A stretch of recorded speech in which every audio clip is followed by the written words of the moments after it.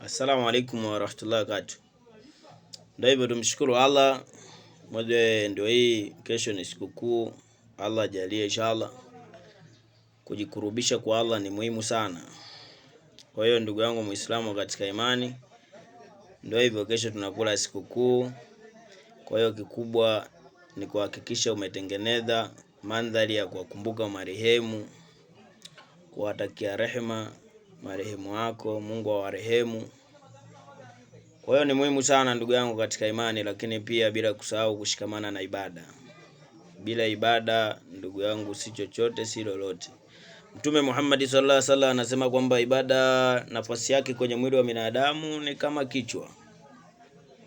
Ibada nafasi yake kwenye mwili wa binadamu, umuhimu wake ni kama kichwa kilivyokuwa na umuhimu kwenye mwili wa binadamu.